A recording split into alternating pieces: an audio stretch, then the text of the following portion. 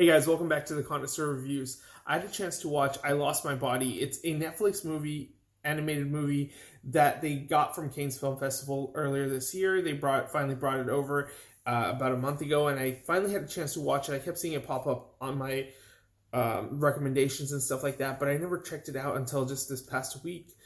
And I am so glad I checked this out. Netflix is killing it this year with Marriage Story, The Irishman, and now even in the realm of animation. I've heard that Claws is very good. I haven't watched that. I might watch that today or tomorrow. But I Lost My Body is well deserving of the hype that it's been getting. All the awards, buzz, and recognitions. I can understand why so many people gravitate towards this movie, why it's regarded in such a high praise. The animation, first of all, is gorgeous. The 2D animation, and it's just a blessing to see 2D animation since it's not so common in American cinemas nowadays.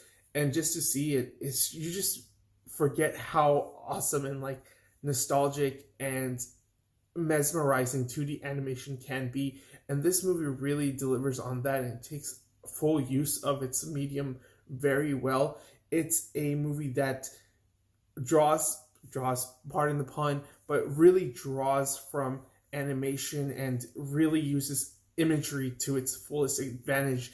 And there are moments in this film that are super intense. The main character, he loses a limb, so you just follow this movie with a hand basically throughout the film, and how this hand moves and is animated like a real life person, and you can see the emotions on the hand. You can see the fear and struggles that this hand is going through, and the animators did just such a wonderful job in that sense. The sound design is just as good as the animation. It really adds to the excitement, adds to the danger that a missing limb basically has to go through a big major city. And then this movie is also about losing yourself, not just physically, but also emotionally, and having to carry around so much baggage, and how life just kind of hands you lemons, and it's up to you to make the best of what you get, and how you can ultimately change yourself, change who you are, for better or worse. Sometimes it is for the worse, and then you just have to kind of rediscover your own self. And that's what this movie's heart and soul is really about. That's where I really resonated with this film. It is a very slow and somber and melancholy movie. It will go at a really deliberate pace. I'm not going to say it's really slow, because it does build up as you learn more of the backstory, as you get to the part where you figure out how this body became dismembered from, or this hand became dismembered from the rest of its body. And it's kind of sad, and the ending leaves you a little sad, but at the same time kind of fulfilled and hopeful. And I don't know, I just really like this movie a lot. It's not one of the greatest movies of the year in my personal opinion, but it is a really good movie nonetheless, and well worth a watch, especially for people who love animation, who don't normally see animated movies like this, which is a little bit more adult, a little bit more mature, tackling heavy subject matter about love and loss and all that stuff, and reconnecting with yourself.